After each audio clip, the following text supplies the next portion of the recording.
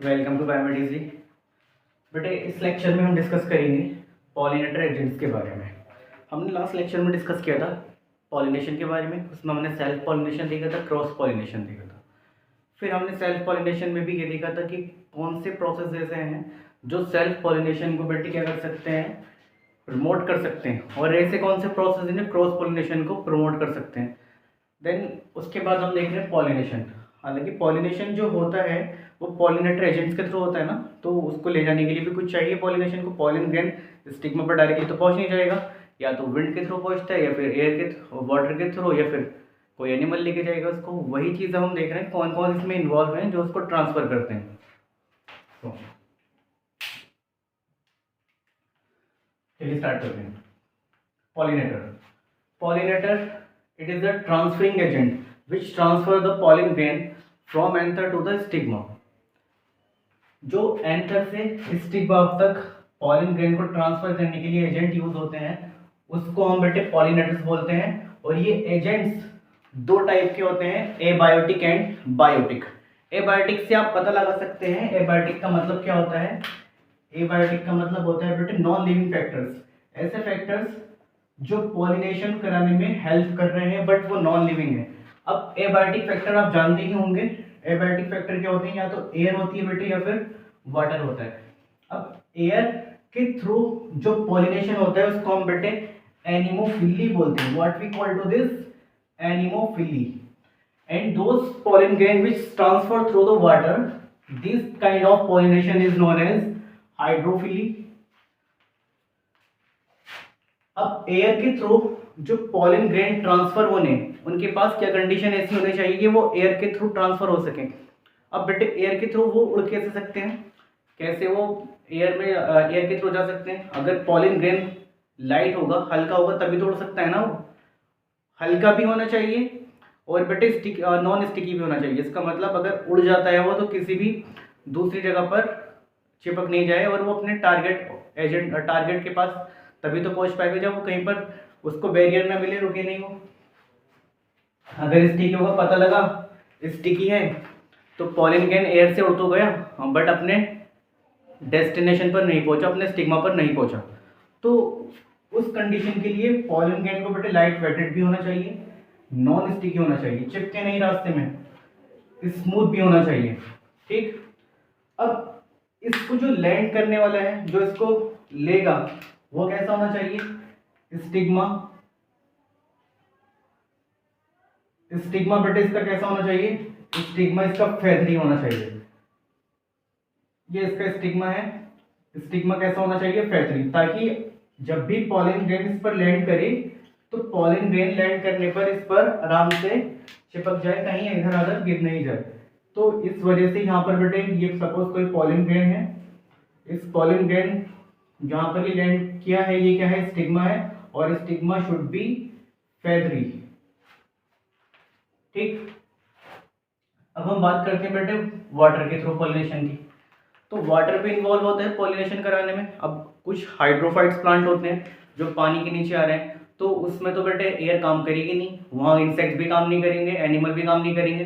तो pollen grain को transfer करने का काम भी वहाँ पर किसके थ्रू होगा, वहाँ पर कोई चीज़ ऐसी है नहीं।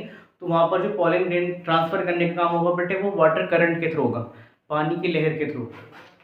तो इसमें जो ट्रांसफर हो रहा है पॉलिन ग्रेन, इस प्रोसेस के जरिए इसको हम बोलते हैं हाइड्रोफिली। अब इसका जो फ्लोअर होगा जो पानी के अंदर आ रहा है, तो भाई वो तो उसमें ना किसी तरह की खुशबू होगी और ना ही किसी तरह का उसके अंदर कलर होगा। तो इस वजह से ये जो फ्लोअर होते हैं इसके पानी वाले हाइड्रोफिली प्लांट्स या हाइड्रोफाइट्स प्लांट्स, ये कैसे होते हैं बेटे, कलरलेस, ऑर्डरलेस और नेक्टरलेस और नॉन स्टिकी, चिपकते भी नहीं है। अगर वाटर फ्लो के थ्रू सपोज ये फ्लो करते हुए जा रहे हैं और इनको पहुंचना है अपने स्टिग्मा पर, डेस्टिनेशन पर, अगर बीच में ये चिपक गए तो बेटे इनका भी काम नहीं हो पाएगा और ये भी फर्टिलाइजेशन में पार्टिसिपेट नहीं कर पाएंगे। इसलिए इनको भी नॉन स्टिकी बनाया जाता है नेचर के थ्रू। इनके पास एक एक्स्ट्रा थिकनिंग होती है जिसको याद करने वाली चीज़ है यहाँ पर, ये कॉटेड विद म्यूसिलेजिनस कवरिंग। इनके पॉलिन ग्रेन पर म्यूसिलेजिनस की कवरिंग होती है ताकि इनके जो पॉलिन ग्रेन है वो उसके जो अंदर का मटेरियल है वो वाटर करंट के थ्रू बेटे डिस्ट्रॉय ना हो जाए, इसलिए यहाँ पर सपोज ये कोई पॉलिन ग्रेन है, इस पॉलिन ग्रेन के ऊपर क्या लगा दी जाती है, यहाँ पर म्यूसिलेजिनस की कवरिंग लगा दी जाती है, जेल लाइक होती है और पानी के थ्रू इसका कोई नुकसान नहीं हो पाता है। तो ये म्यूसिलेजिनस की कवरिंग होती है। नो, जो इसका स्टिग्मा होता है, वाटर वाले जो प्लांट का स्टिग्मा होता है, ये भी बेटे कैसा होता है, ये होता है इसका स्टिग्मा स्टिकी, ताकि एक बार अगर पॉलन ग्रेन लैंड कर गया है यहाँ पर तो यहाँ से हटे नहीं, ये पॉलन ग्रेन यहाँ पर आ गया और आने के बाद ये हटे नहीं, इसलिए ये कैसा बनाया जाता है, स्टिकी, और ये भी म्यूसिलेजिनस कॉटेड ही होता है। तो यहाँ आप ये भी समझ चुके होंगे वाटर के थ्रू किस तरह से हो रहा है। अब वाटर के थ्रू बेटे जो पॉलिनेशन होता है ये दो टाइप का है, हाइपोहाइड्रोफिली और एपीहाइड्रोफिली। हाइपोहाइड्रोफिली का मतलब क्या है और एपीहाइड्रोफिली का मतलब क्या है? हाइपोहाइड्रोफिली का मतलब होता है ऐसा पॉलिनेशन जो वाटर की सरफेस के नीचे हो, below the surface of water. This type of pollination is known as hypohydrophily. और ऐसा पॉलिनेशन जो वाटर की सरफेस के ऊपर हो, at the surface of water, which is called epihydrophily. Hypohydrophily कौन से प्लांट शो करते हैं? हाइपोहाइड्रोफिली शो करते हैं बेटे जूस्टर। सपोज कोई पॉन्ड है, कोई रिवर है, उसके अंदर फ्लोवर आ रहे हैं, नीचे पेड़ है, पानी के ही नीचे पेड़ आ रहा है, वहीं पर ही फ्लोवर आ रहे हैं, तो बेटे उसका जो पॉलिनेशन है वो वाटर के सरफेस पे नहीं होगा, वो अंदर ही अंदर हो जाएगा, पानी के पॉलिन ग्रेन ऊपर आ ही नहीं पाएंगे। तो इस तरह का जो पॉलिनेशन होता है वो हाइपोहाइड्रोफिली हो जाएगा। बट जिसके पॉलिन ग्रेन या फ्लोवर वाटर की सरफेस पर आएगा उसको क्या कहेंगे हम? Epihydrophily, at the surface of water. और ये शो करता है बेटे वेलिस्नेरिया। ये एक प्लांट है वेलिस्नेरिया, ये भी कौन सा प्लांट है? हाइड्रोफाइट्स। जूस्टर भी हाइड्रोफाइट्स है, वेलिस्नेरिया भी हाइड्रोफाइट्स है। हाइड्रोफाइट्स का मतलब पानी में रहने वाले प्लांट्स। तो वेलिस्नेरिया इस सपोज बेटे ये क्या है? वाटर की सरफेस है, यहाँ पर ये वाटर है और वाटर के थ्रू ये वाटर के थ्रू भरा हुआ है पूरा, और इसमें एक मेल फ्लोवर है और एक फीमेल फ्लोवर है। अब मेल फ्लोवर भी वाटर की सरफेस के नीचे ही है और फीमेल फ्लोवर भी वाटर की सरफेस के नीचे ही है, बट यहाँ पर पॉलिनेशन होना है, तो पॉलिनेशन होने के लिए क्या होगा यहाँ पर? तो यहाँ जो मेल फ्लोवर है ये बेटे, ये मेल फ्लोवर अपनी ही बॉडी से डिटेच्ड हो जाएगा। डिटेच्ड हुआ यहाँ से क्या हो जाएगा बेटे? ये डिटेच्ड, और डिटेच्ड होने के बाद कहाँ पर आ जाएगा? ये आ जाएगा वाटर की सरफेस पर। सपोज ये आ गया वाटर की सरफेस पर। अब ये जो फीमेल फ्लोवर था बेटे, ये सपोज ये वाला फीमेल फ्लोवर यहाँ पर दिखा रहा हूँ मैं, ये वाला फीमेल फ्लोवर थोड़ा सा बड़ा होकर ये खुद भी कहाँ पर पहुंच जाएगा? वाटर की सरफेस पर। जब फ्लोवर जो मेल फ्लोवर था वो डिटेच नहीं हुआ था, तब फीमेल फ्लोवर भी पानी के अंदर ही था, बट जब मेल फ्लोवर डिटेच हो गया तो ये भी कहाँ पर पहुंच गया बेटे? मेल फ्लोवर भी वाटर के सरफेस पर आ गया, और फीमेल फ्लोवर की जो स्टॉक थी, जो डंडी थी यहाँ पर, ये स्टॉक, ये भी कहाँ पर पहुंच जाएगी? वाटर की सरफेस पर। और वाटर की सरफेस पहुंचने के बाद ये किस तरह से पॉलिनेशन हो जाएगा? इसका वाटर करंट के थ्रू। और यहाँ पर जो पॉलिनेशन हुआ है बेटे कहाँ हुआ है? ये वाटर की सरफेस पर। तो इस तरह का जो वाटर की सरफेस पर जो पॉलिनेशन होता है उसको हम बोलते हैं एपीहाइड्रोफिली। बट यहाँ पर जो फ्रूट्स बनेगा, यहाँ पर जो फ्रूट्स बनेगा बेटे, वो फ्रूट्स सबमर्ज्ड कंडीशन में बनेगा। किसमें? सबमर्ज्ड कंडीशन में। आधा फ्रूट पानी के अंदर, आधा फ्रूट पानी के बाहर। यहाँ से जो फ्रूट डेवलप होगा वो आधा पानी के अंदर और आधा पानी के बाहर, सबमर्ज्ड फ्रूट यहाँ पर मिलेगा हमें। नाउ अब देखते हैं biotic factor.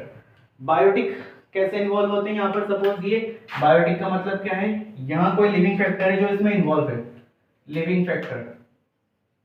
This is the living factor which is involve in the pollination. Entomophily, this of three types: entomophily, ornithophily and chiropteri. Entomophily are those type of pollinating agent which involve the pollination through the insects. जिसके pollination में बेटे insects involve होते हैं उसको हम बोलते हैं entomophily. And जिसके ऑर्निथोफिली, ऑर्निथोफिली किसको बोलेंगे? चलिए ऑर्निथोफिली हम बाद में देखेंगे, पहले एंटेमोफिली को ही देख लेते हैं। इंसेक्ट्स क्या होता है? इंसेक्ट्स बेटे कोई भी कीड़ा, मच्छर, मक्खी वगैरह सब कुछ ही। अब ये किस तरह के फ्लावर के पास जाते हैं? आपने देखा होगा ये उस तरह के फ्लावर के पास जाते हैं जहाँ फ्लावर कलरफुल होता है, जिसके अंदर फ्लावर के अंदर कुछ जूस वगैरह हो, या उस फ्लावर के अंदर कुछ खुशबू आ रही हो, उस तरह के फ्लावर के पास जाते हैं। आपने देखा होगा मधुमक्खी कहाँ जाती है शहद लेने के लिए, हनीबीज कहाँ जाती हैं? वो उस तरह के फ्लावर के पास जाती है जिस पर बेटे खुशबू भी आ रही हो और जो कलरफुल भी हो, जिसके पास कुछ लिक्विड भी हो। तो नेक्टर कंटेनिंग भी होना चाहिए, ऑर्डर खुशबूदार भी होना चाहिए, कलरफुल भी होना चाहिए, फ्रेग्रेंस देन अगेन स्मेल से मतलब इसका, और पॉलन किट होनी चाहिए। पॉलन किट का मतलब बेटे स्टिकी होना चाहिए, ताकि स्टिकी होगा तभी तो पॉलन ग्रेन इंसेक्ट्स के बॉडी पर लगकर ट्रांसफर हो जाएगा। इंसेक्ट्स, सपोज इंसेक्ट जब बैठेगा, जिस भी फ्लावर पर बैठ रहा है, तो उसकी बॉडी पर क्या लग जाती है? Pollen grain. जब वो उड़ता है तो फिर से वो पॉलन ग्रेन को लेके जाता है, फिर दोबारा किसी फीमेल फ्लावर पर बैठेगा, तो फीमेल फ्लावर पर जब बैठेगा वो, तो उसकी बॉडी पर जो पॉलन ग्रेन थे वो कहाँ पर पहुँच जाएंगे? फीमेल फ्लावर के पास, मतलब स्टिग्मा वगैरह के पास, और इस तरह से ये पॉलिनेशन कर लेते हैं। तो ये था बेटे एंडेमोफिली के बारे में। ऑर्निथोफिली का मतलब होता है जो बेटे बर्ड्स के थ्रू होता है। दिस काइंड ऑफ पॉलिनेशन अगर थ्रू द बर्ड्स, ऐसा पॉलिनेशन जिसके जो बर्ड्स के थ्रू होता है। अब बर्ड्स कौन से फ्लावर को अट्रैक्ट करते हैं? कौन से फ्लावर बर्ड्स को अट्रैक्ट करते हैं? जो लार्ज साइज के फ्लावर हो, ब्राइट कलर हो, इनका कोई ज़रूरी नहीं है इनका तेज कलर होना चाहिए, इनका हल्का कलर ही काफ़ी है, म्यूसिलेजिनस होना चाहिए, इनके पास म्यूसिलेजिनस कोटिंग होती है। इस तरह के जो फ्लावर होते हैं वो बेटे बर्ड्स के थ्रू पॉलिनेट होते हैं। और चिरोप्टेरी का मतलब होता है जो बेड्स के थ्रू ट्रांसफर होता है, जिसके पॉलन ग्रेन बेड्स के थ्रू ट्रांसफर होंगे उसको हम बोलेंगे चिरोप्टेरी। इसका जो फ्लावर होगा बेटे डल कलर का होता है, ज़्यादा तेज कलर नहीं होगा, बिल्कुल भद्दा कलर होगा इसका। हाइड्रोफाइट्स, अब इसका एक इंटरेस्टिंग पॉइंट यहाँ पर ये है, जो हाइड्रोफाइट्स हमने यहाँ पर पढ़े वाटर के थ्रू, कुछ प्लांट्स ऐसे होते हैं जो रहते तो वाटर में हैं बट वो वाटर के थ्रू अपना पॉलिनेशन नहीं कर पाते। वो वाटर के थ्रू नहीं कर पाते, फिर किसके थ्रू करेंगे? या तो बेटे फिर विंड के थ्रू करेंगे या फिर इंसेक्ट्स के थ्रू करेंगे, क्योंकि वो जो प्लांट्स होते हैं वो ना तो पानी के अंदर आते हैं ना पानी के बिल्कुल सरफेस पर, वो पानी से उठे रहते हैं थोड़ा सा, तो इस वजह से उनमें बेटे विंड के थ्रू पॉलिनेशन पॉसिबल है और इंसेक्ट्स के थ्रू भी पॉलिनेशन पॉसिबल है। तो कुछ हाइड्रोफाइट्स होते हैं जो बेटे एंटेमोफिली भी शो करते हैं और एनिमोफिली भी शो करते हैं। एंटेमोफिली का मतलब बेटे इंसेक्ट्स के थ्रू भी और एनिमोफिली का मतलब विंड्स के थ्रू भी। तो इसके जो एग्जांपल हैं कौन से ऐसे हाइड्रोफाइट्स हैं? जैसे कि बेटे वाटर हाइसिंथ एंड लिली, इस तरह के प्लांट्स इन्वॉल्व होते हैं हाइड्रोफाइट्स, एंटेमोफिली में और एनिमोफिली में हैं हाइड्रोफाइट्स, बट इनका जो ट्रांसफर है हाइड्रोफाइट्स, बट इनका जो पॉलन ट्रांसफर हो रहा है बेटे वो एंडेमोफिली है या फिर एनिमोफिली। आई थिंक ये आपको समझ में आ चुका होगा।